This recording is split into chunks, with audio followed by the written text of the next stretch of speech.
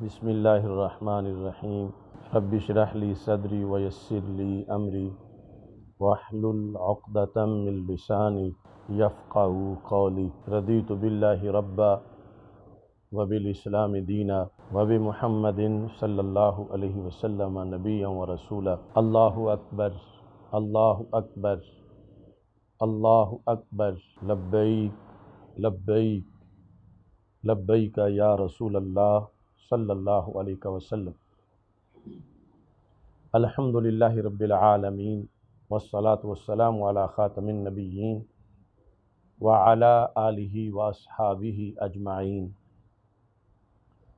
اما بعد فاعوذ باللہ من الشیطان الرجیم، بسم اللہ الرحمن الرحیم۔ فاذکرونی اذکرکم، صدق اللہ العظیم وصدق رسولہ النبی الکریم الامین۔ ان اللہ وملائکتہ یصلون علی النبی یا ایہا الذین آمنوا صلوا علیہ وسلموا تسلیما۔ الصلاۃ والسلام علیک یا سیدی یا رسول اللہ وعلی آلک واصحابک یا حبیب اللہ۔ الصلاۃ والسلام علیک یا سیدی یا خاتم النبیین وعلی آلک واصحابک یا اول النبیین و یا آخر النبیین۔ مولایا صلی وسلم دائما ابدا علی حبیبک خیر الخلق کلہم، منزہ عن شریک فی محاسنہ فجوہر الحسن فیہ غیر منقاسم۔ محمد تاج رسل اللہ قاطبۃ، محمد صادق الاقوال والکلم، محمد ذکرہ روح لانفسنا، محمد شکرہ فرد علی الامم۔ رب صلی وسلم دائما ابدا علی حبیبک خیر الخلق کلہم۔ اللہ تبارک و تعالی جل جلالہ وعم نوالہ وتم برہانہ وعظم شانہ وجل ذکرہ وعز اسمہ کی حمد و ثنا، اور حضور سرور کائنات، مفخر موجودات، زینت بزم کائنات، دستگیر جہاں، غم گسار زماں، سید سروراں، حامی بے کساں، قائد المرسلین، خاتم النبیین، احمد مجتبیٰ جناب محمد مصطفیٰ صلی اللہ علیہ وآلہ واصحابہ وبارک وسلم کے دربار گوہر بار میں ہدیہ درود و سلام عرض کرنے کے بعد، السلام علیکم ورحمۃ اللہ وبرکاتہ۔ رب ذوالجلال کے فضل اور توفیق سے ماہ رمضان المبارک کے متبرک لمحات میں تحریک لبیک یا رسول اللہ صلی اللہ علیہ وسلم اور تحریک صراط مستقیم کے زیر اہتمام 27ویں سالانہ فہم دین کورس میں ہم موجود ہیں۔ حضرت سید شاہ جلال ریسرچ سینٹر سے اس پروگرام کو پیش کیا جا رہا ہے۔ آج اس کورس کا 8واں سبق ہے اور آج کا موضوع ہے یاد الہی کے ثمرات۔ میری دعا ہے خالق کائنات جل جلالہ ہم سب کو ہمہ وقت اپنے ذکر کی توفیق عطا فرمائے، اپنی یاد کی توفیق عطا فرمائے، اور دم نزع ہماری زبانیں ذکر الہی سے تازہ رہیں، اور رب ذوالجلال اسی پر ہی دم نزع اختتام فرمائے۔ قرآن مجید برہان رشید میں رب ذوالجلال نے امت مسلمہ کو ذکر کی دعوت اس طرح دی، ساری انسانیت کو، فاذکرونی اذکرکم، تم میرا ذکر کرو، میں تمہارا چرچا کروں گا۔ رب ذوالجلال غنی عن العالمین ہے، بے نیاز ہے، اس کے باوجود اس نے اپنی یاد پر بندوں کو نوازنے کا وعدہ کیا ہے اور اجر و ثواب کا اعلان کیا۔ اور لطف کی بات یہ ہے کہ اسی جنس کا ثواب یعنی اجر دینے کا اعلان کیا۔ فَاذْكُرُونِی، تم میرا ذکر کرو، اذکرکم، میں تمہارا ذکر کروں گا یعنی تمہارا چرچا کروں گا۔ تو جو حکم رب ذوالجلال نے اپنے بندوں کو دیا، جس لفظ کے ساتھ فَاذْكُرُونِی میں، اور اپنی طرف سے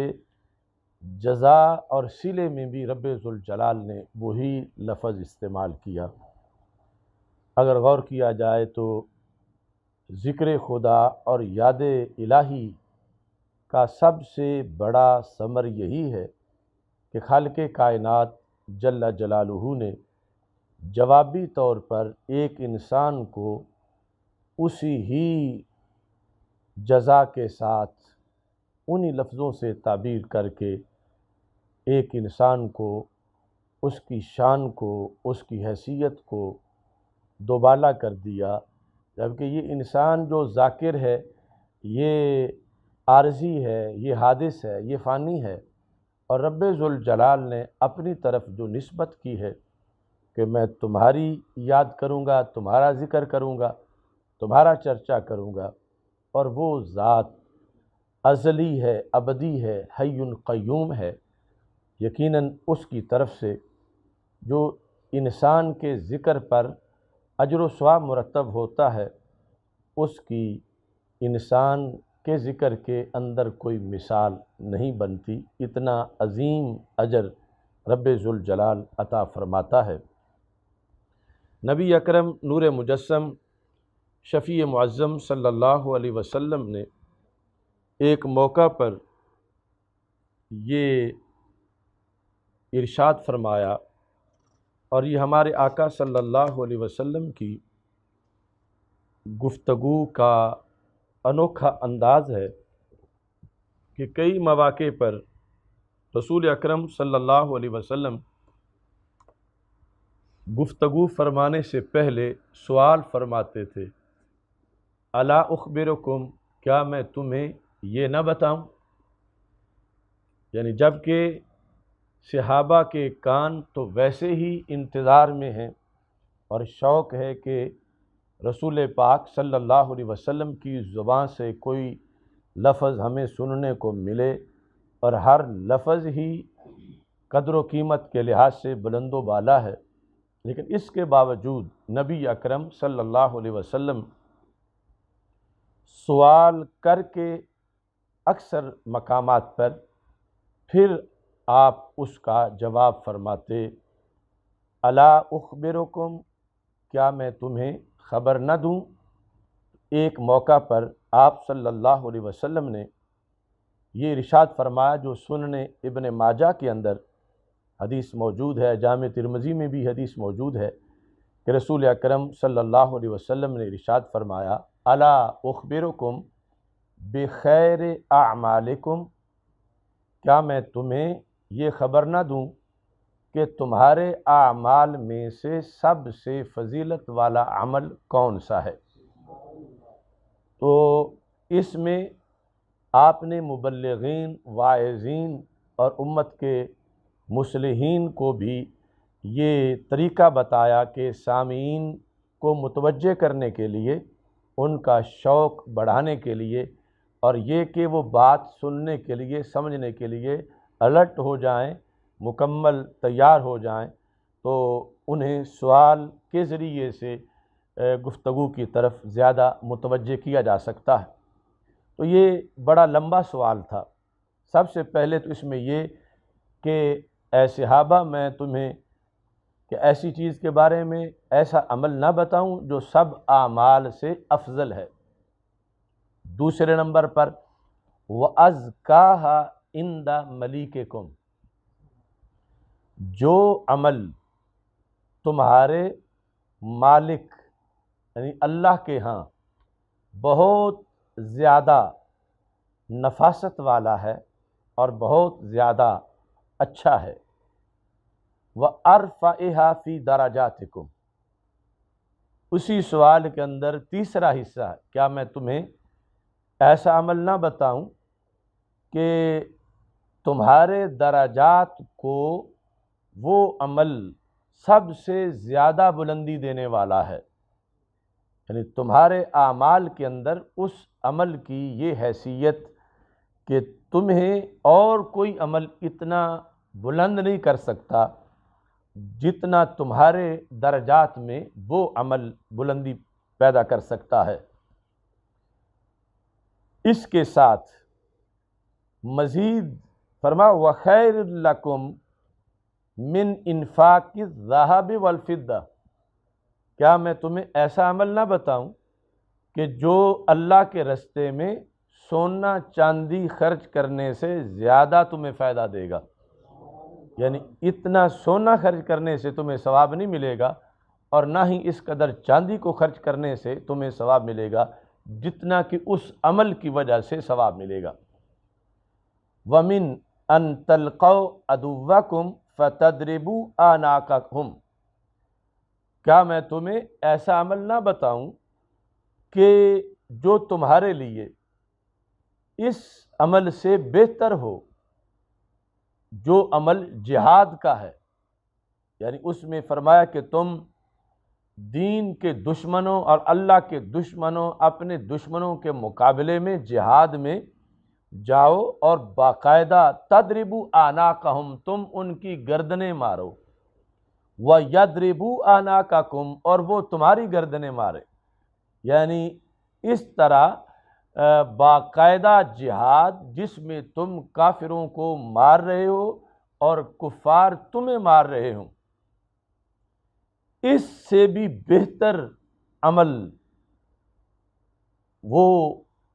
اس سے زیادہ تمہیں ثواب دینے والا اور نوازنے والا، تو کیا میں تمہیں اس کے بارے میں خبر نہ دوں؟ قالوا بلا یا رسول اللہ صلی اللہ علیہ وسلم، تو صحابہ کرام رضی اللہ تعالی عنہم نے کہا کیوں نہیں یا رسول اللہ صلی اللہ علیہ وسلم، آپ فرمائیں، یعنی ان سوالوں میں سے اگر صرف ایک بھی ہوتا تو اس سے بھی بہت زیادہ اشتیاق پیدا ہو جاتا صحابہ کرام رضی اللہ تعالیٰ عنہم میں کہ خیر اعمال جو ہمارے آقا صلی اللہ علیہ وسلم کے نزدیک ہے، کاش کہ وہ پتہ چلے کہ وہ کون سا ہے۔ تو ہمارے آقا صلی اللہ علیہ وسلم نے ایک تو فرمایا کہ وہ خیر اعمال ہے، دوسرا اللہ کے ہاں ازکیٰ ہے، تیسرا درجات میں عرفہ ہے، اور چوتھا یہ کہ سونا چاندی خرچ کرنے سے وہ زیادہ تمہیں فائدہ دے گا اللہ کے ہاں، اور پانچویں نمبر پر دشمنوں کو واقعتاً گھائل کرنا، ان کے سر اتارنا اور خود اپنی آپ کو جام شہادت کے لیے پیش کرنا، اس سے بھی وہ عمل تمہارے لیے بہتر ہے۔ صحابہ کرام رضی اللہ تعالی عنہم نے جب کہا کیوں نہیں یا رسول اللہ صلی اللہ علیہ وسلم، آپ ارشاد فرمائیں وہ کون سا عمل ہے؟ قال ذکر اللہ عز وجل، تو رسول پاک صلی اللہ علیہ وسلم نے فرمایا وہ عمل اللہ کا ذکر ہے، اللہ عز وجل کا ذکر، یعنی جواب ایک لفظ کے ساتھ ہی ہے، اور اس کی تمہید یہ ہے کہ اتنا اعزاز ہے ذکر خدا کا، اور اس کی اتنی جہتیں ہیں اور اتنے اس کے فوائد ہیں، اور اس کے کرنے میں اتنی آسانی ہے، یعنی کہاں انسان سونا چاندی بڑی مشکل سے حاصل کرے اور وہ پھر اللہ کے راستے میں تقسیم کرے اور جہاد میں جائے اور پھر واقعتاً کافروں کو مارے اور خود ان کے ہاتھوں سے زخمی ہو۔ اس طرح کے یعنی مواقع تو کبھی کبھی بنتے ہیں، لیکن ذکر الہی تو ہر گھڑی انسان اس کی زبان سے اللہ کا لفظ، اس کا تلفظ، اللہ کی یاد، اللہ کے اوصاف اور اللہ تبارک و تعالیٰ کی صفات، ان کا تذکرہ اور دل میں یاد رکھنا اور حضوری اور رب ذوالجلال کے احکام جو ہیں انہیں بجا لانا، یہ ایسا سلسلہ ہے کہ جس کی بنیاد پر یعنی انسان آسانی سے یہ ساری نیکیاں حاصل کر سکتا ہے، اور غفلت سے بچاؤ اور انسان کے ذہن کے لحاظ سے کہ اسے حضوری کا درجہ ملے، یہ ایسا عمل ہے جس کو رسول اکرم صلی اللہ علیہ وسلم نے ذکر کے ساتھ تعبیر کیا، اللہ کا ذکر۔ عمومی طور پر تو ذکر سے مراد صرف یہی سمجھا جاتا ہے کہ اللہ تعالیٰ کے ذاتی یا صفاتی نام جو ہیں ان کا زبان کے ساتھ تلفظ، اور یقیناً وہ ذکر ہے اور اس سے دل میں اجالا ہوتا ہے، اس سے انسان کو نیکیاں ملتی ہیں، لیکن ذکر کے اس کے سوا بھی بہت سے طریقے ہیں۔ مثلا اللہ تعالیٰ فرماتا اقیم الصلاۃ لذکری، تم نماز قائم کرو میرے ذکر کے لیے۔ تو اللہ کا ذکر مستقل، جامع اور نہایت ہی اہم طریقہ وہ نماز ہے۔ اقیم الصلاۃ لذکری، تم میرے ذکر کے لیے نماز قائم کرو۔ ایک موقع پر رسول اکرم صلی اللہ علیہ وسلم نے صحابہ کرام رضی اللہ تعالی عنہم سے اسی اسلوب کے مطابق، جیسے پہلے حدیث شریف گزری ہے، حضرت ابو ذر غفاری رضی اللہ تعالیٰ عنہ کہتے ہیں کہ رسول اکرم صلی اللہ علیہ وسلم نے صحابہ کرام رضی اللہ تعالی عنہم سے اس انداز میں سوال کیا۔ حضرت معاذ بن جبل رضی اللہ تعالیٰ عنہ کہتے ہیں کہ رسول اکرم صلی اللہ علیہ وسلم نے فرمایا ان شئتم انبأتکم ما اول ما یقول اللہ عز وجل للمؤمنین یوم القیامہ، اگر تم چاہو تو میں تمہیں بتاؤں کہ قیامت کے دن اللہ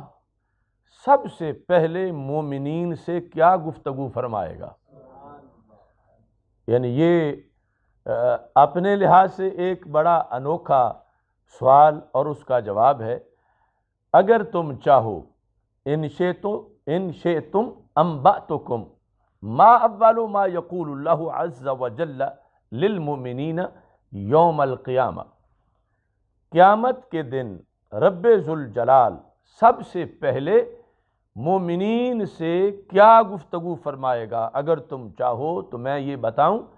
اور ساتھ ہی فرمایا وما اول ما یقولون لہ، اور قیامت کے دن مومنین سب سے پہلے اللہ سے کیا گفتگو کریں گے۔ رسول اکرم نور مجسم شفیع معظم صلی اللہ علیہ وسلم نے یہ بھی ذکر کا ہی ایک طریقہ امت کو دیا کہ یوں بھی یاد الہی کا ایک طریقہ ہے کہ انسان اللہ سے ملاقات کا شوق رکھے، اور اللہ سے ملاقات کے لحاظ سے کہ میں نے رب سے کیا گفتگو کرنی ہے، اور پھر یہ تصور کہ وہ احکم الحاکمین ہے، ایک معمولی سا چھوٹا سا حاکم، اس کے ساتھ ملنے کے لیے لوگ تیاری کرتے ہیں کہ گفتگو میں کوئی بات آگے پیچھے نہ ہو جائے اور اس کے مقام و مرتبہ کا خیال رکھا جائے۔ وہ دن کہ جب رب ذوالجلال کی بادشاہی کے سوا کسی کی کوئی مجازی بادشاہی بھی نہیں ہوگی، تو رب ذوالجلال سے ملاقات کا وہ دن جب انبیاء و رسل علیہم السلام بھی رب ذوالجلال سے ملاقات کریں گے، تو ایک عام انسان جو ہے آج اگر دنیا میں اس دن کی ملاقات کے لحاظ سے بار بار ذہن کو ادھر متوجہ کرے گا، تو یہ ایک مستقل یاد الہی ہے اور ایک مستقل طریقہ ہے۔ اور پھر رسول اکرم صلی اللہ علیہ وسلم نے اس پر جو جواب دے کر متوجہ کیا، تو اس سے بھی انسان اگر صرف ایک حدیث پر ہی توجہ کر لے تو اسے حضوری کا مقام مل سکتا ہے کہ ہر وقت خود بخود وہ یاد الہی میں اپنے آپ کو لگائے رکھے۔ تو جب رسول اکرم صلی اللہ علیہ وسلم نے یہ پوچھا، مسند امام احمد میں یہ حدیث شریف موجود ہے، صحابہ کہتے ہیں، حضرت معاذ بن جبل رضی اللہ تعالیٰ عنہ راوی ہیں، قلنا نعم یا رسول اللہ صلی اللہ علیہ وسلم، ہاں آپ ارشاد فرمائیں کہ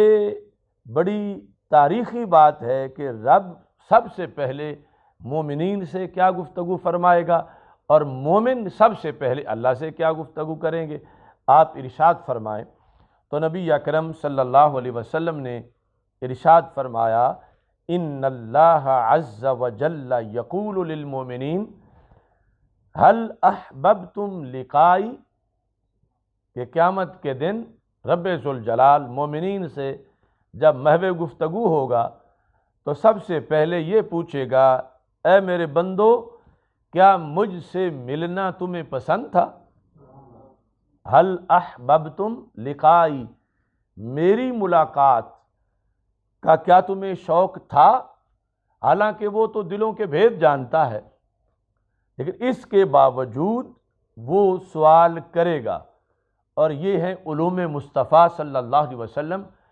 کہ قیامت کے واقع ہونے کے بعد جو کچھ ہونا ہے وہ بھی سرکار جانتے ہیں، اور اس انداز میں پھر امت تک وہ پہنچایا ہے۔ اور آج ہمارے لیے بھی یعنی یہ کتنی دلچسپی کی بات ہے، شاید کتنے لوگ ہیں کہ جن تک یہ حدیث آج تک نہ پہنچی ہو کہ نبی اکرم نور مجسم شفیع معظم صلی اللہ علیہ وسلم تو یہ واضح کر چکے ہیں کہ کس انداز میں رب ذوالجلال سے گفتگو ہوگی اور کیا پوچھا جائے گا، اور بندے سب سے پہلے کیا کہیں گے، اور پھر سرکار کے علوم کتنے ہیں کہ اس کے خلاف ورزی نہیں ہوگی، جیسے سرکار نے فرمایا ایسے ہی ہوگا۔ اللہ تو کسی کا پابند نہیں ہے، لیکن رسول اکرم صلی اللہ علیہ وسلم مستقبل کو دیکھ کے خبر دے رہے ہیں، اور اس کے مطابق جیسے آپ نے دیکھا ہے ویسے ہی قیامت کے دن، اس دن ہمیں تو بعد میں پتہ چلے گا، لیکن رسول اللہ صلی اللہ علیہ وسلم کی نگاہ کے نیچے قیامت اور اس کے بعد کے سارے مناظر ہیں۔ تو یہ کتنا اہم جملہ ہے بندوں کے لیے کہ رب خود یہ پوچھے گا، هل احببتم لقائی، کیا تمہیں میری ملاقات کا شوق تھا؟ تو اس بنیاد پر ہر مومن کو اللہ کی ملاقات کا شوق ہونا چاہیے، اور اس شوق میں اس کے روز و شب گزرنے چاہیے، اور اس شوق میں روز و شب گزریں تو یہی یاد الہی ہے۔ اور بہت سے بزرگ ہیں جن کا لقب ہی تھا مشتاق الی لقاء الباری، مثلا ہمارے لاہور میں حضرت شاہ عنایت قادری قدس سرہ العزیز، جن کی کتاب پر میں نے پی ایچ ڈی کی، غایۃ الحواشی، وہ ان کے القاب میں یہ لکھا ہے، یعنی پرانے مخطوطات کے اندر مشتاق الی لقاء الباری، اور ان کی مزار کی جو وہاں پر لوح لگی ہوئی ہے اس پر بھی لقب یہ لکھا ہے مشتاق الی لقاء الباری، کہ اللہ کی ملاقات کا شوق رکھنے والے۔ تو یہ بھی ایک اشتیاق ہے، اور حقیقی یہ اشتیاق ہے اس کے لحاظ سے بھی کہ اصل تو یعنی جو محبت ہے ایک بندے کی اللہ کے ساتھ، تو ان کنتم تحبون اللہ فاتبعونی یحببکم اللہ، تو محبت چاہتی ہے کہ محبوب کو دیکھا جائے۔ دنیا میں اگرچہ ہم دیکھ نہیں سکتے مگر شوق تو ہونا چاہیے کہ رب کتنی عظیم ذات ہے، اس کی صفات کتنی ہے، اس کا حسن کتنا ہے، اس کے کمالات کتنے ہیں۔ تو پھر جب یہ چیز اس کے ذہن میں رہے گی تو وہ 24 گھنٹے اس قیامت کے سوال کے لحاظ سے تیاری اپنی کرتا رہے گا کہ رب نے ایک دن مجھ سے پوچھنا ہے کہ کیا تمہیں میری ملاقات کا شوق تھا، تو میرا ہر دن یہ بتائے کہ میں واقعی شوق رکھتا ہوں، میرا آخرت پر یقین ہے مجھے پتہ ہے مجھے زندہ کیا جائے گا، اور پھر میرا ہر دن ایسا ہونا چاہیے کہ میری زبان کے لفظ اور میرا کردار آپس میں میچ کر رہے ہوں۔ یہ نہ ہو کہ میں کہوں کہ مجھے تو بڑا شوق تھا اور ادھر یہ ہو کہ میرا دن اللہ کی بغاوت پر ہو، رات اللہ تعالیٰ کی بغاوت کی کرتوتوں پر ہو، تو پھر بڑی شرمندگی ہوگی، کیونکہ ہر چیز اس دن سامنے ہوگی اور ہاتھ پاؤں ویسے ہی بول کے گواہی دے رہے ہوں گے۔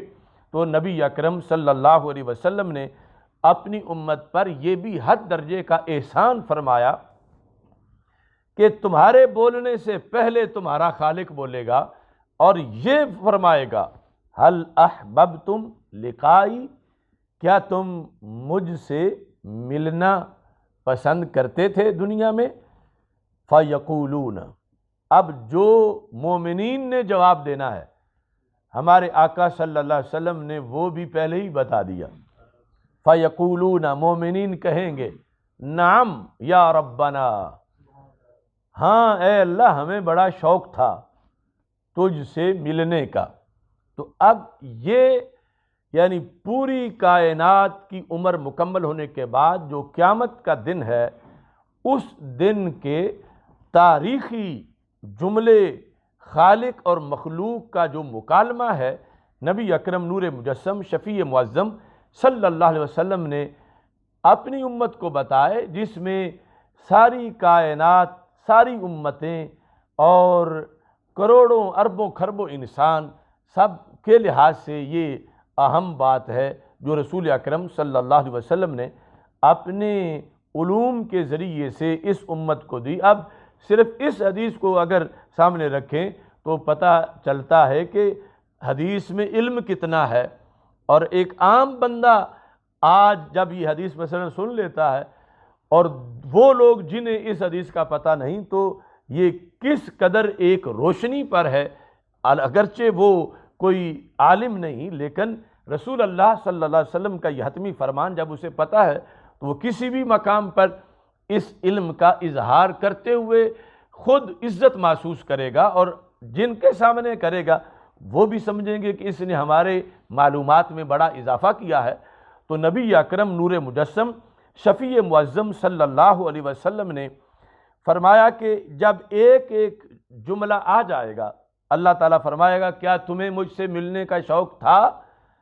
اور مومنین کہیں گے، ہاں یا ربنا، ہمیں شوق تھا۔ رب دوسرا سوال کرے گا، فیقول لما، اللہ فرمائے گا کیوں شوق تھا مجھ سے ملنے کا؟ لما، کس لیے تمہیں مجھ سے ملنے کا شوق تھا؟ حالانکہ وہ دلوں کے راز جانتا ہے۔ تو رسول اکرم صلی اللہ علیہ وسلم فرماتے ہیں، یقولون، مومنین کہیں گے۔ اب یہ ہے علوم مصطفیٰ صلی اللہ علیہ وسلم، اور وہ لوگ جو صرف ایک کل اور ایک دیوار کے پیچھے کے علم کے بارے میں بھولے ہوئے ہیں، انہیں سوچنا چاہیے کہ یہ تو قیامت کی دیواروں کے پار بھی جو کچھ ہے، عین جو ڈائلاگ ہوگا، مکالمہ ہوگا، رسول پاک صلی اللہ علیہ وسلم دنیا میں ایک ایک لفظ اس کا بتا رہے ہیں۔ جب رب پوچھے گا، لیما، تمہیں کیوں شوق تھا مجھ سے ملاقات کا؟ تو سرکار فرماتے ہیں، مومنین کہیں گے، رجونا عفوک، ہمیں اس لیے شوق تھا کہ ہمیں امید تھی کہ جب ملاقات ہوگی تو اللہ تو ہمیں معاف کر دے گا، تیرے عفو کی وجہ سے ہمیں شوق تھا، تیرے عفو کی وجہ سے، ومغفرتک، اور تیری طرف سے مغفرت کی وجہ سے۔ یعنی ہمیں یہ تھا کہ جب رب سے ملنا ہے تو اللہ نے معاف کر دینا ہے۔ اس بیس پر ہمیں ہمیشہ شوق رہا کہ ہم اللہ سے ملیں، اللہ تعالیٰ سے ملاقات کریں۔ ہمیں امید تھی اس بات کی کہ اے اللہ تو بخش دے گا اور تو معاف کر دے گا۔ اب فیقولو، تیسرا جملہ، یعنی اللہ تعالیٰ کی طرف سے دو جملے دونوں طرف سے ہو گئے، اب تیسرا اور فائنل جملہ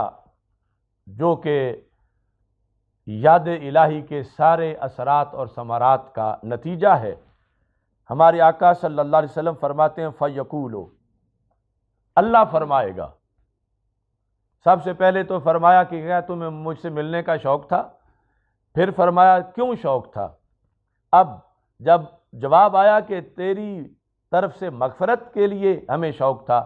تو سرکار فرماتے ہیں فَيَقُولُ، اللہ فرمائے گا قَدْ وَجَبَتْ لَكُمْ مغفرتی،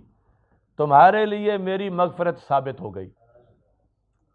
تم بخشے گئے۔ یہ پہلی ملاقات میں ہی اتنا کچھ حاصل ہو گیا۔ پہلی ملاقات کے اندر ہی مومنین، شرط یہ ہے کہ وہ مومن ہوں، ان کے ساتھ رب ذوالجلال کی گفتگو، اور پھر اس گفتگو کے لحاظ سے شوق اور اس کا جو نتیجہ ہے، نبی اکرم نور مجسم شفیع معظم صلی اللہ علیہ وسلم نے مغفرت کی شکل میں اس کا ذکر کیا۔ تو اس بنیاد پر ایک انسان صرف اس حدیث کی لذت کو محسوس کرتے ہوئے کہ میری رب سے ملاقات ہونی ہے، میں نے اللہ سے ملنا ہے۔ اور ایک شاعر تھا، اس کا نام تھا عدم، تو وہ کہتا تھا کہ محشر کا خیر کچھ بھی نتیجہ ہو عدم، کچھ گفتگو تو کر لیں گے کھل کے خدا کے ساتھ۔ تو یعنی اس میں بھی ایک بڑی اٹریکشن ہے، لیکن اسے تو معلوم نہیں کہ کیا نتیجہ ہوگا، لیکن رسول پاک صلی اللہ علیہ وسلم نے اس انداز میں اس حدیث میں واضح کیا، جو مسند امام احمد بن حنبل کے اندر حضرت سیدنا معاذ بن جبل رضی اللہ تعالی عنہ کی طرف سے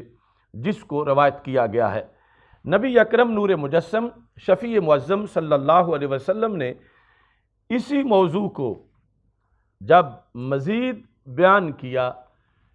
فَاذْكُرُونِي أَذْكُرْكُمْ، تم مجھے یاد کرو میں تمہارا چرچا کروں گا۔ اب دنیا میں شوق رکھا تو قیامت کے دن بندے کو بولنا ہی نہیں پڑا، رب پہلے ہی بول پڑا، حالانکہ وہ بے نیاز ہے، اور پھر اس نے کیا کچھ دیا۔ اور یہ جو ہے کہ ذکر کے بدلے ذکر، حالانکہ بندہ تو کرے کہ بندے کو اللہ نے پیدا کیا اور ہر گھڑی میں کروڑوں اس کے انعامات ہیں، لیکن اس کا کرم دیکھو کہ وہ بھی جواب میں وہی لفظ استعمال کر رہا ہے۔ اور یہ ایک نہیں بلکہ حدیث میں ایسی سینکڑوں احادیث تمہیں مل سکتی ہیں کہ رب ذوالجلال نے اعمال صالحہ کی جزا اسی نوعیت کی رکھی ہوئی ہے۔ مثال کے طور پر رسول اکرم صلی اللہ علیہ وسلم ارشاد فرماتے ہیں من ستر مسلمن سترہ اللہ تعالی فی الدنیا والآخرہ، جس نے کسی مسلمان کی پردہ پوشی کی، اللہ اس کے گناہ دنیا میں بھی چھپا دے گا، آخرت میں بھی چھپا دے گا۔ جس نے کسی مسلمان کے عیب پر پردہ ڈالا، ستارہ، تو جواب میں ستارہ اللہ، اللہ اس کے عیب پہ پردہ ڈالے گا دنیا میں بھی اور آخرت میں بھی۔ یعنی اس نے تو تھوڑا سا کام کیا، لیکن اس کے جواب میں اجر کے طور پر رب ذوالجلال نے اس کے لیے کتنا انعام رکھا۔ تو یہ بھی ایک یاد الہی کا طریقہ ہے کہ رب ذوالجلال سے یہ اجر پانے کے لیے انسان اپنی زندگی میں یہ جو معاملات کے اندر یہ چیز جس وقت کام کرتا ہے تو یہ ایک یاد الہی ہے، اور اس کا نتیجہ اس کو اسی ضمن میں ملنے والا ہے۔ ایسے ہی رسول پاک صلی اللہ علیہ وسلم کا فرمان ہے من نفس عن مؤمن کربۃ من کرب الدنیا، کہ جس بندے نے ایک مومن سے ایک معمولی سی تکلیف دنیا کی تکلیفوں میں سے دور کر دی، کرب الدنیا، قربہ مشکل مصیبت کو کہتے ہیں، اسی سے ہی کربلا ہے کہ من نفس عن مؤمن کربۃ من کرب الدنیا نفس اللہ تعالی عنہ کربۃ من کرب یوم القیامہ، کہ جس نے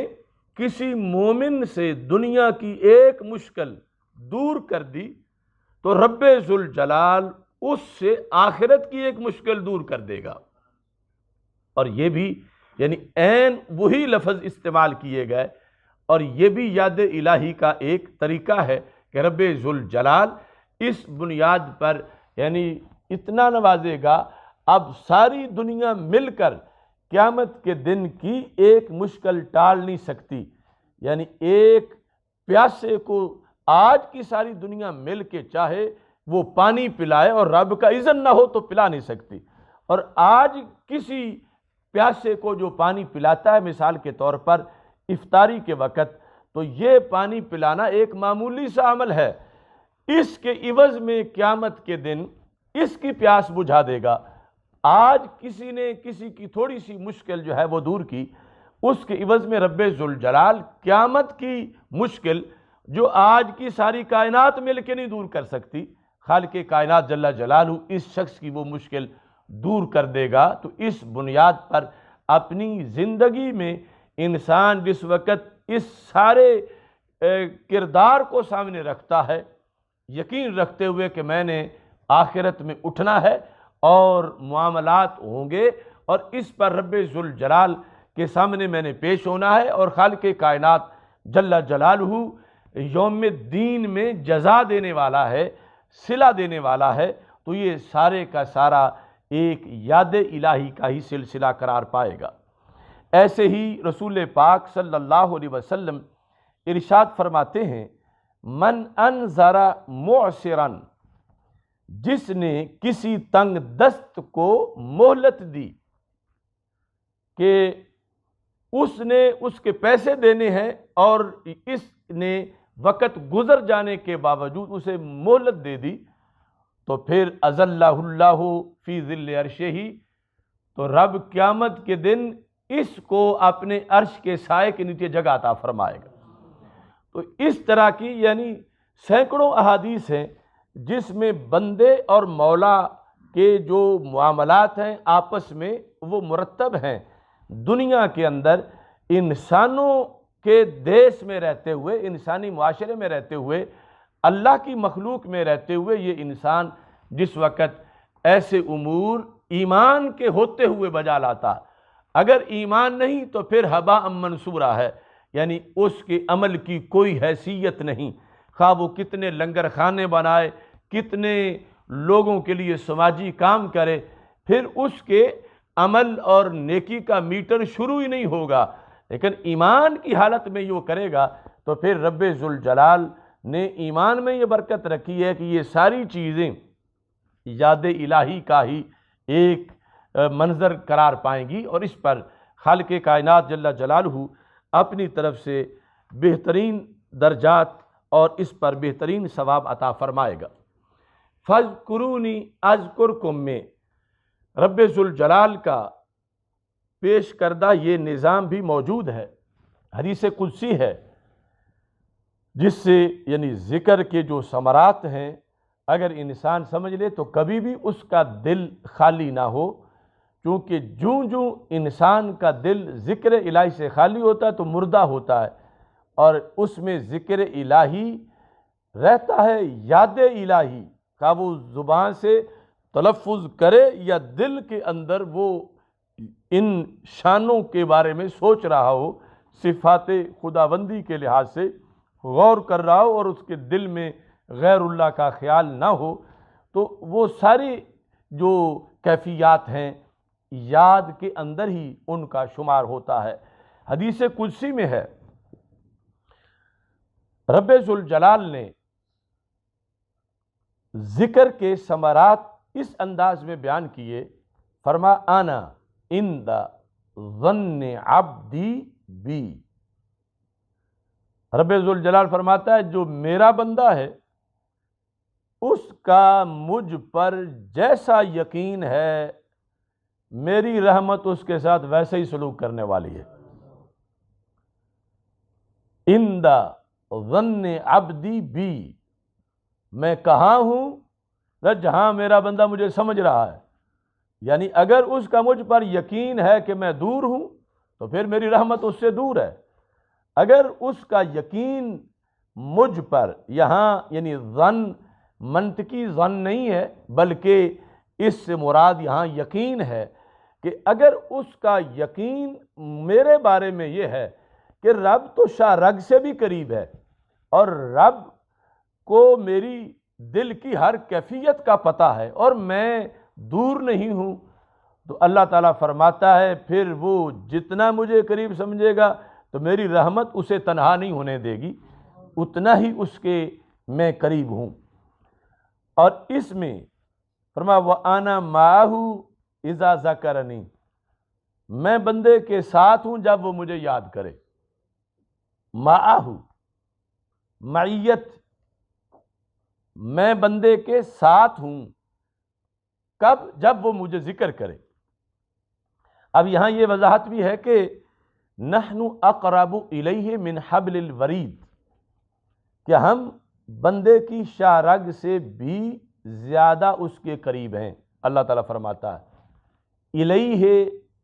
کے اندر جو ضمیر ہے اس کا مرجع پیچھے انسان ہے، اور انسان کافر بھی ہو سکتا ہے، انسان مومن بھی ہو سکتا ہے، تو پھر جب ہر ایک کے وہ شاہ رگ سے بھی قریب ہے تو پھر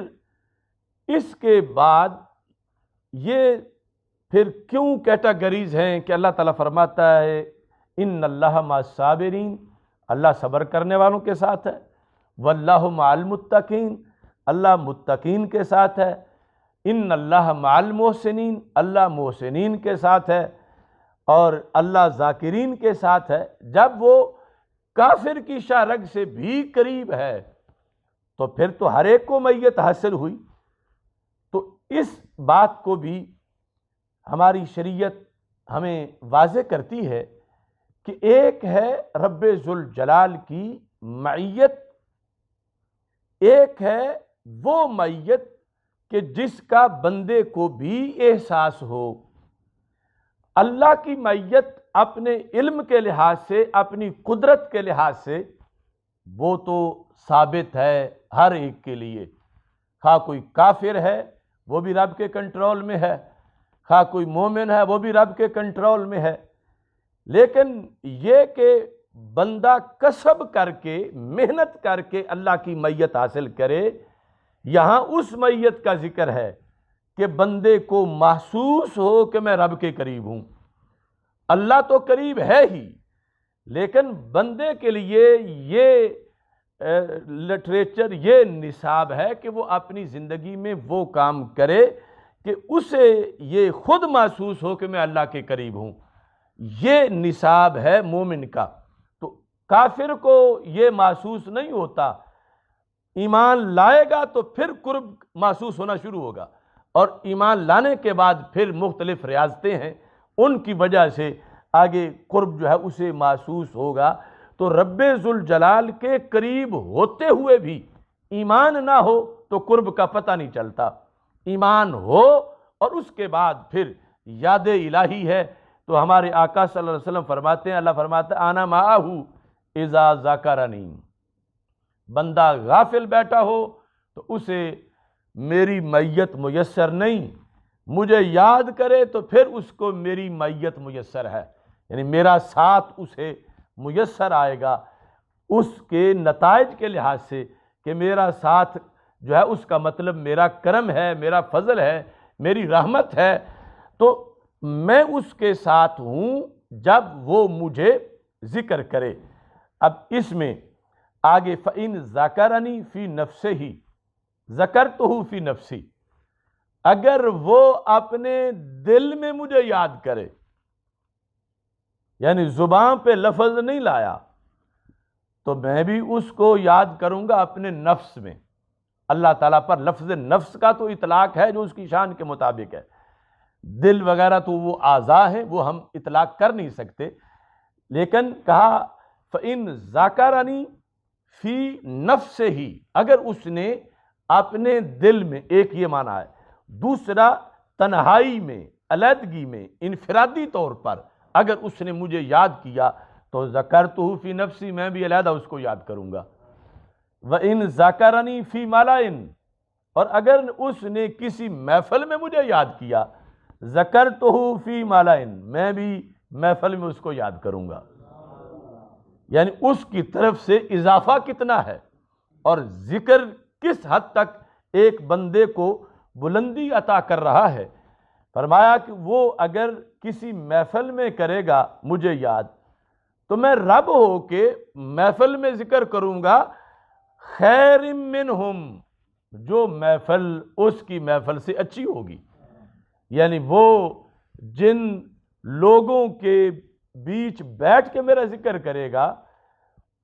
اس محفل میں بیٹھے ہوئوں کے مقابلے میں جس میں میں ذکر کروں گا وہ زیادہ شان والے ہوں گے۔ تو اس کا تذکرہ ایک بڑے فورم پر بہت بڑی شان والے جو نفوس ہیں ان کے اندر میں کروں گا۔ یہ یعنی ذکر ہے، اس کے ثمرات ہیں کہ انسان کو کس انداز میں رب ذوالجلال نوازتا ہے۔ یہ ابھی صرف وہی ایک بات ہم چلا رہے ہیں، فَاذْكُرُونِي أَذْكُرْكُمْ، تم میرا ذکر کرو میں تمہارا ذکر کرتا ہوں۔ اب اس ذکر کے لحاظ سے اسی نوع کا کام رب ذوالجلال کرتا ہے جزا میں، لیکن اس میں اضافہ کتنا ہے۔ اور ساتھ ہی حدیث قدسی میں یہ ہے کہ خالق کائنات فرماتا ہے وَإِن تَقَرَّبَ إِلَيَّ شِبْرًا تَقَرَّبْتُ مِنْهُ ذِرَاعًا، اگر میرا بندہ ایک بالشت میرے قریب ہوتا ہے تو میں ایک گز اس کے قریب ہوتا ہوں۔ حالانکہ قریب وہ ہو جو پہلے دور ہو، تو اللہ تو شارگ سے بھی قریب ہے۔ تو اس کا یہ مطلب ہے کہ جس وقت بندہ میرے قرب کے لیے، میں تو پہلے ہی قریب ہوں، لیکن بندہ جو ہے وہ غافل ہے، بندے کا احساس اس کو محسوس نہیں ہوتا کہ میں اس کے قریب ہوں۔ تو جب اس کی طرف سے یہ کوشش ہوتی ہے کہ وہ میرے قریب ہو،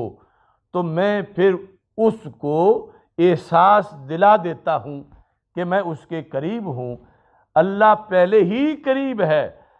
اس سے مراد رب کی رحمت کا اس بندے کے شامل حال ہونا ہے کہ وہ تھوڑا سا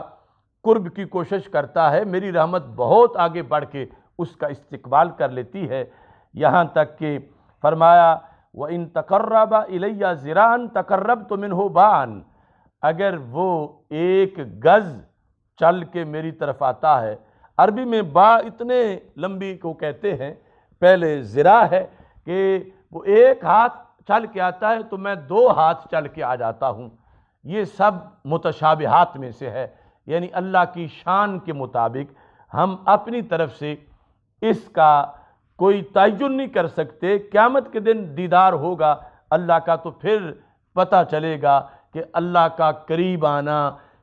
ذراع قریب آنا، با قریب آنا، اس کا مطلب کیا ہے۔ لیکن یہاں یہ ہے کہ انسان تھوڑا سا بھی ادھر متوجہ ہوتا ہے، وہ رب ہو کے بہت زیادہ نوازتا ہے، اور اس نے صرف اللہ کہا اور اس کی طرف سے اس اللہ کہنے پر کس قدر اہتمام ہوا۔ اور یہاں تک کہ اسی حدیث میں اگلے الفاظ یہ ہیں کہ رسول اکرم صلی اللہ علیہ وسلم ارشاد فرماتے ہیں وَإِذَا أَتَانِي يَمْشِي أَتَيْتُ هَرْوَلَةً، اگر میرا بندہ میری طرف پیدل چل کے آتا ہے تو میں اپنی شان کے مطابق دوڑ کے آ جاتا ہوں۔ یہ بھی متشابہات سے ہے، اور لیکن اس میں کثرت مطلب ہے کہ اس کی طرف سے پیدل چل کے آنا، جواب میں میری طرف سے اتنا نوازا جائے گا وہ کہ جیسے دوڑ کے آنے کی کسی کی کیفیت ہوتی ہے۔ تو نبی اکرم نور مجسم شفیع معظم صلی اللہ علیہ وسلم نے یعنی ذکر کی دعوت دیتے ہوئے انسان کو یہ ہمہ جہت ذکر کی طرف متوجہ کیا۔ اس میں پھر یہ بات بھی ذہن میں رکھنی چاہیے، اوراد و وظائف مختلف جو اولیاء کرام کے سلاسل کے ہیں وہ اعلیٰ قسم کا ذکر ہیں۔ آج کل یعنی علماء نجد کی طرف سے ایک بات بار بار کی جاتی ہے کہ اللہ ہو یہ ذکر نہیں، یا صرف اللہ کہنا یہ ذکر نہیں، یعنی وہ کہتا ہے جملہ پورا ہو تو پھر ذکر ہوگا۔ مثلا اللہ اکبر ہو تو پھر ذکر ہوگا، اگر صرف اللہ اللہ اللہ کہا جائے تو ذکر نہیں ہوگا۔ تو یہ اب آ کر اس طرح کے خرافات نجد کے علماء کے یہ شروع ہوئے۔ حدیث شریف میں صرف اللہ کہنے کو بھی ذکر کہا گیا، یہاں تک کہ نبی اکرم نور مجسم شفیع معظم صلی اللہ علیہ وسلم نے واضح طور پر یہ ارشاد فرمایا ہے کہ قیامت اس وقت تک نہیں آئے گی جب تک زمین پر کوئی ایک بھی اللہ کہنے والا موجود ہوگا۔ تو وہاں یعنی صرف لفظ اللہ ہے، یہ نہیں کہ اللہ اکبر کہنے والا موجود ہوگا، صرف لفظ اللہ بھی ذکر ہے تب ہی تو اس کا ورد قیامت کے نہ آنے کی دلیل ہے۔ جب زمین سے ذکر خدا اٹھ جائے گا، یاد الہی، تو پھر قیامت آئے گی۔ تو اس بنیاد پر حدیث صحیح میں صرف اللہ کہنے کو بھی ذکر شمار کیا گیا ہے، یہاں تک کہ یہ جو غیر مقلدین ہیں ان کا وحید الزمان، اس نے جو لغات الحدیث لکھی ہے، اس کے اندر اپنے عہد میں اس نے اس بات کو، وہابی ازم کی اس بات کو رد کیا ہے کہ اس نے کہا کہ یہ ہمارے لوگ زیادتی کرتے ہیں صوفیاء پر رد کرتے ہوئے کہ صرف اللہ کہنا ذکر نہیں۔ اس نے کہا یہ بھی ذکر ہے، اور اس نے بھی اس موقع پر اسی حدیث کا حوالہ دیا ہے کہ صرف اللہ اللہ کہنا یہ تو دلیل ہے، اس وقت تک قیامت نہیں آئے گی جب تک کوئی ایک بھی اللہ کہنے والا موجود ہوگا۔ تو یہ ذکر ہے، ذکر کا ایک حصہ ہے، اور نحوی لحاظ سے ہو اللہ اللہ، یہ مختلف قسم کی ترکیبیں جو ہیں وہ بن سکتی ہیں۔ امام رازی رحمۃ اللہ علیہ نے یہ لکھا ہے تفسیر کبیر میں کہ قیامت کے دن رب ذوالجلال جب ایک شخص کو بخشے گا، ہے مومن، تو وہ کہے گا کہ یا اللہ میرے تو کوئی ایسے اعمال صالحہ نہیں کہ جس کی بنیاد پر آج میں بخشا جاتا، میں تو بہت بڑا پاپی مجرم فاسق و فاجر تھا، ساری زندگی گناہوں میں گزر گئی، تو مجھے کس بیس پر بخش دیا گیا؟ تو رب ذوالجلال یہ جواب دے گا، اما علمت لیلۃ کذا و کذا، تمہیں یاد نہیں فلاں رات تو سویا ہوا تھا، وتقلبت من جنب الی جنب، اور تو نے کروٹ بدلی اور تیری نیند ٹوٹی اور تو نے اللہ کہا، اور اس کے بعد نیند پھر غالب آ گئی۔ تیرے ریکارڈ میں یہ نیکی نہیں ہے، چونکہ تو پہلے بھی سویا ہوا تھا اور بعد میں بھی سو گیا، تیرے ریکارڈ میں یہ نیکی نہیں ہے۔ لیکن مجھے تو نیند ہی نہیں آتی، اور جو کوئی جس صدی میں جس گھڑی میں بھی پکارتا ہے مجھے پتا ہے کہ اس نے مجھے پکارا ہے، تو میں نے آج تجھے اس ایک بار اللہ کہنے پر بخش دیا ہے کہ جو دو نیندوں کے درمیان تو نے اللہ کہا تھا، اس ذکر کی بنیاد پر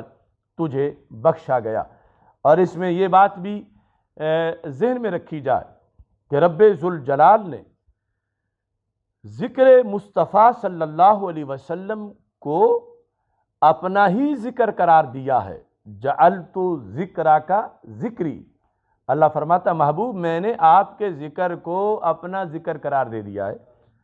یعنی تمہارے اوصاف و کمالات کا تذکرہ میرا ہی ذکر ہے، تمہاری نعت، تجھ پہ درود و سلام، تمہاری سیرت اور حسن و جمال کا محبوب، یہ سب ذکر یہ میرا ہی ہے۔ جعلت ذکرک ذکری، میں نے آپ کے ذکر کو اپنا ذکر بنا دیا ہے۔ فمن ذکرک ذکرنی، جس نے آپ کا ذکر کیا اس نے میرا ذکر کیا۔ اسی بنیاد پر امام ابو العالیہ نے یہ کہا ہے، یہ جو آیت کریمہ ہے ان اللہ و ملائکتہ یصلون علی النبی، کہ اللہ اور اس کے فرشتے رسول اکرم صلی اللہ علیہ وسلم پر صلاۃ بھیجتے ہیں، اس کا کیا مطلب ہے؟ امام ابو العالیہ تابعین میں سے ہیں، وہ کہتے ہیں ثناؤہ علیہ عند الملائکہ، اللہ کی صلاۃ جو مسلسل ہے، انقطاع نہیں، ازل سے ابد تک، وہ کیا ہے کہ رب ذوالجلال فرشتوں کو اکٹھا کر کے ان کے سامنے رسول پاک صلی اللہ علیہ وسلم کی ثنا کرتا ہے۔ ثناؤہ علیہ عند الملائکہ، اردو زبان میں ثنا کا لفظ صرف اللہ کی تعریف پر بولا جاتا ہے، لیکن عربی زبان میں لفظ ثنا جو ہے یہ دیگر تعریف پر بھی بولا جا سکتا ہے، اور اس مقام پر یعنی رسول اللہ صلی اللہ علیہ وسلم کا تذکرہ فرشتوں کے سامنے جو اللہ کی طرف سے کیا جاتا ہے اس کو ثنا سے تعبیر کیا گیا ہے، اور یہ یعنی ایک ذکر کا سلسلہ ہے، اور پھر اس سے جو منسلک ہوتا ہے اس کے ذکر کو بھی رب دوام عطا فرما دیتا ہے۔ فَاذْكُرُونِي أَذْكُرْكُمْ، یہ اللہ کے ذکر کی وجہ سے پھر دوام ملتا ہے، کیونکہ وَرَفَعْنَا لَكَ ذِكْرَكَ اور تبت یدا ابی لہب وتب، ان آیات کی تفسیر میں یہ لکھا گیا ہے ائمہ کی طرف سے کہ جو ناموس رسالت کے خلاف بولتا ہے، معاذ اللہ بے ادبی کرتا ہے، تو اس پر جو اللہ کی طرف سے لعنت ہوتی ہے تو اس کا نام و نشان مٹ جاتا ہے، اور اسے ان شانئک ھو الابتر، اس آیت کی وجہ سے نام و نشان مٹنے کا انجام ملتا ہے۔ اور دوسری طرف جو ناموس مصطفیٰ صلی اللہ علیہ وسلم پہ عملاً قولاً تحریر تقریر تنظیم کسی جہت سے بھی پہرا دیتا ہے، اسے وَرَفَعْنَا لَكَ ذِكْرَكَ کا تحفہ مل جاتا ہے۔ تو یہ وجہ ہے کہ یعنی دوسری طرف مٹنے والے مٹ گئے ہیں، لیکن نہ میٹا ہے نہ مٹے گا کبھی چرچا تیرا، سرکار کا چرچا تو سرکار کا چرچا رہا۔ آپ کی ناموس پہ جنہوں نے اپنے آپ کو پیش کیا، وہ غازی علم الدین شہید ہوں یا غازی عامر عبد الرحمن ہوں، وہ پہلی صدی کے غازی ہوں یا غازی ممتاز حسین قادری ہوں، ان سب کو وَرَفَعْنَا لَكَ ذِكْرَكَ کا فیض ملتا ہے، اور اس طرح ان کے ذکر کو بھی دوام ملتا ہے۔ میری دعا ہے رب ذوالجلال ہمیں یاد الہی کے ہمہ جہت یہ سب پہلو پیش نظر رکھتے ہوئے اپنی زندگی، اپنے دل کے سارے گوشے، اپنی حیات مستعار کے سارے پہلو یاد الہی سے بھرپور رکھنے کی رب ذوالجلال توفیق عطا فرمائے۔ وآخر دعوایا ان الحمد للہ رب العالمین۔ آج ہمارے لاہور میں ہمارے نوجوان عالم دین مولانا محمد نعیم عارف نوری صاحب، ان کا وصال ہو گیا ہے۔ میں تمام ناظرین سے ریکویسٹ کرتا ہوں کہ ان کی بخشش کے لیے، بلندی درجات کے لیے دعا کریں۔ وآخر دعوایا ان الحمد للہ رب العالمین۔